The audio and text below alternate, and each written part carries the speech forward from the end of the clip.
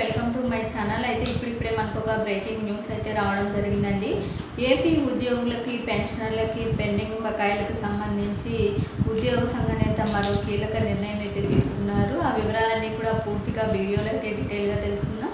మీరైతే వీడియోని ఎక్కడా కూడా స్కిప్ చేయకుండా ఎండ్ వరకు అయితే చూసేయండి. వీడియో నచ్చినట్లయితే తప్పకుండా లైక్ చేయండి, షేర్ చేయండి.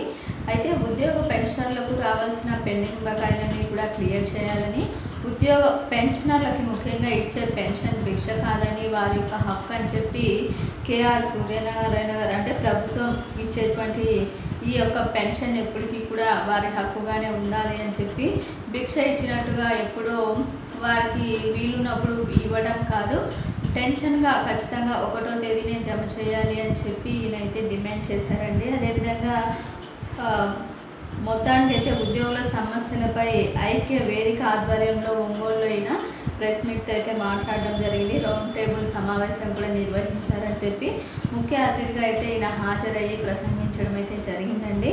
మొత్తానికి వారికి రావాల్సిన అన్ని ప్రయోజనాలు చేకూరే వరకు కూడా ఖచ్చితంగా ఇదే లక్ష్యంగా పెట్టుకొని మేమైతే ప్రశ్నిస్తూనే ఉంటాం ప్రభుత్వాన్ని అని చెప్పి కీలక నిర్ణయం అయితే తీసుకోవటం జరిగిందండి. ఎప్పుడైతే వారికి టెన్షన్గా 1వ తేదీనే జీతాలు కానీ పెన్షన్లు కానీ రావాలి, అదేవిధంగా వారికి ఉన్నటువంటి పెండింగ్ బకాయిలన్నీ కూడా ప్రభుత్వం చెప్పిన విధంగానే అవైనా సరే సక్రమంగా జమ చేయాలి. ఇంకా వారికి డిఏలు కానీ పిఆర్సీలు కానీ ఇవి కూడా పెండింగ్ లేకుండా క్లియర్ చేస్తూ ఉండాలి. ఈ విధంగా చేసినంత అంటే చేసే వరకు కూడా ప్రభుత్వాన్ని మేము ఎన్నిసార్లు అయినా సరే ప్రశ్నిస్తూనే ఉంటాము అని చెప్పి ఆయన సమావేశంలో అయితే చెప్పడం జరిగిందండి.